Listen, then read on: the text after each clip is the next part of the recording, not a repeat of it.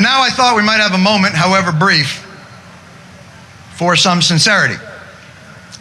If that's okay, I know there are boundaries for a comedian, pundit, talker guy, and I'm sure I'll find out tomorrow how I have violated them. I'm really happy you guys are here.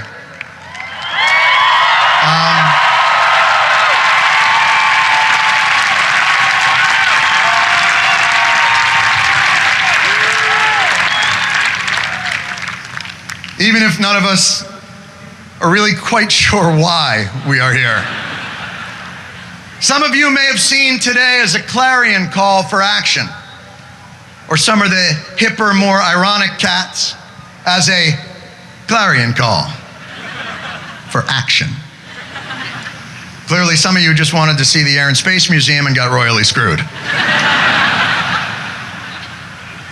And I'm sure a lot of you are just here to have a nice time, and I hope you did.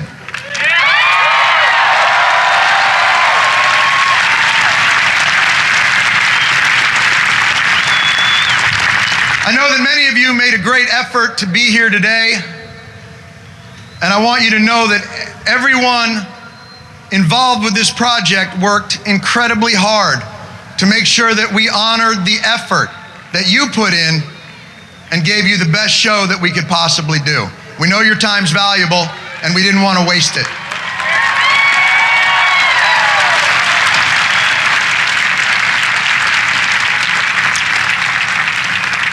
And we are all extremely honored to have had a chance to perform for you on this beautiful space, on the Mall in Washington, D.C.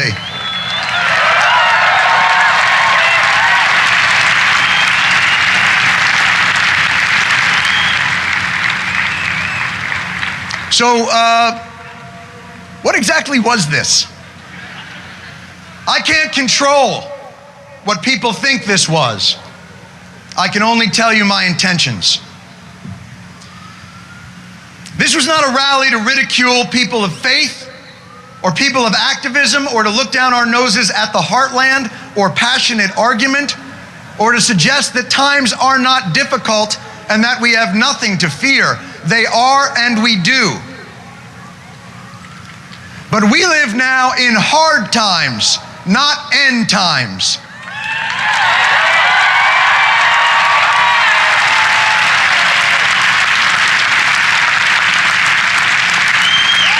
And we can have animus and not be enemies.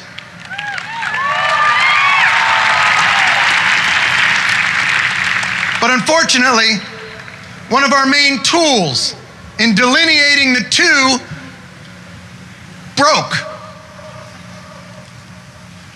The country's 24-hour Politico pundit perpetual panic conflictinator did not cause our problems, but its existence makes solving them that much harder.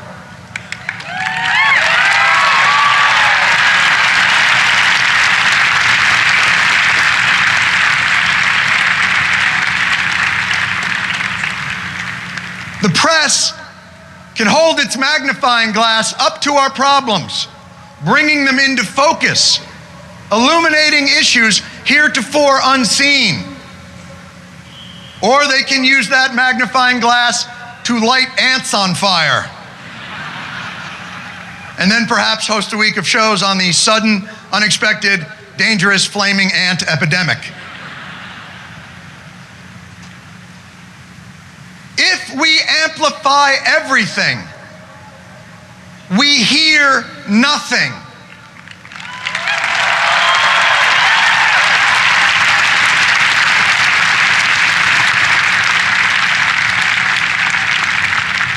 There are terrorists and racists and Stalinists and theocrats.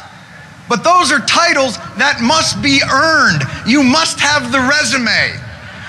Not being able to distinguish between real racists and Tea Partiers or real bigots and Juan Williams or Rick Sanchez is an insult, not only to those people, but to the racists themselves who have put in the exhausting effort it takes to hate.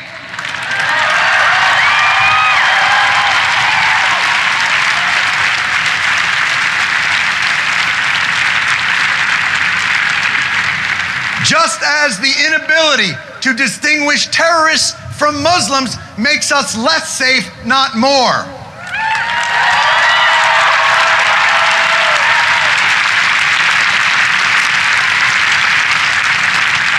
The press is our immune system.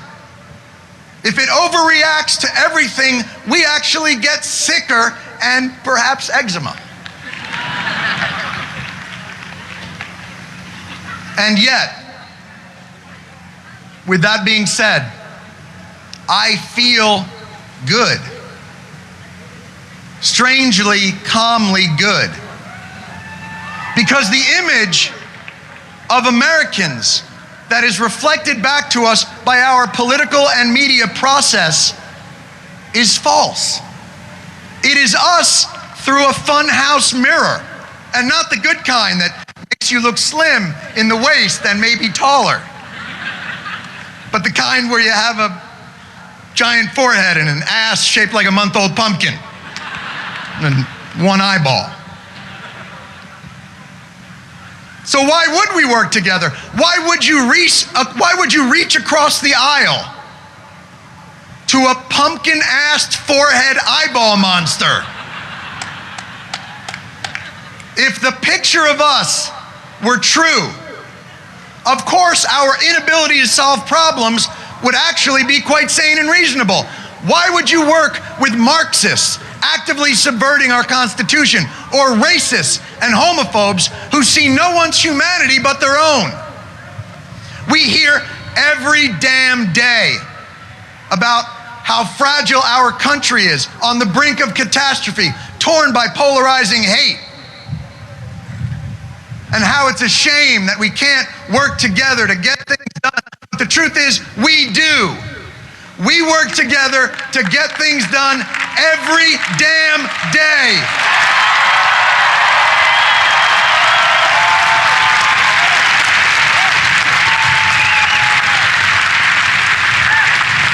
The only place we don't is here or on cable TV. But Americans don't live here or on cable TV. Where we live, our values and principles form the foundation that sustains us while we get things done, not the barriers that prevent us from getting things done. Most Americans don't live their lives solely as Democrats, Republicans, liberals, or conservatives. Americans live their lives more as people that are just a little bit late for something they have to do. Often something they do not want to do, but they do it. Impossible things every day that are only made possible through the little reasonable compromises we all make. Look on the screen. This is where we are. This is who we are. These cars. That's a school teacher, probably thinks his taxes are too high. He's going to work. There's another car. A woman with 2 small kids can't really think about anything else right now. There's another car swinging. I don't even know if you can see it. The lady's in the NRA and loves Oprah. There's another car. An investment banker, gay, also likes Oprah. Another car is a Latino carpenter. Another car, a fundamentalist vacuum salesman. Atheist obstetrician. Mormon Jay-Z fan. But this is us. Every one of the cars that you see is filled with individuals of strong belief and principles they hold dear. Often principles and beliefs in direct opposition to their fellow travelers. And yet these millions of cars must somehow find a way to squeeze one by one into a mile-long, 30-foot wide tunnel carved underneath a mighty river. Carved by people, by the way, who I'm sure had their differences. And they do it, concession by concession. You go, then I'll go. You go, then I'll go. You go, then I'll go. Oh my God, is that an NRA sticker on your car? Is that an Obama sticker on your car? Well, that's okay. You go, and then I'll go.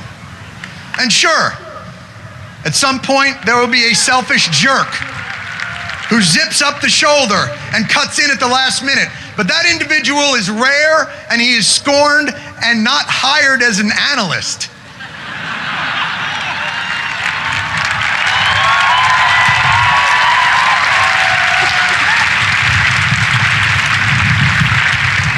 Because we know instinctively as a people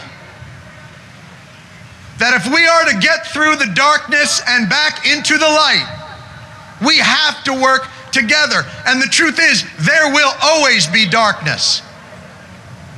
And sometimes the light at the end of the tunnel isn't the promised land. Sometimes it's just New Jersey.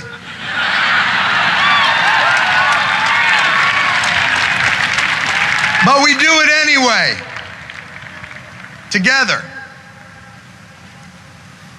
If you want to know why I'm here and what I want from you, I can only assure you this: you have already given it to me. Your presence was what I wanted.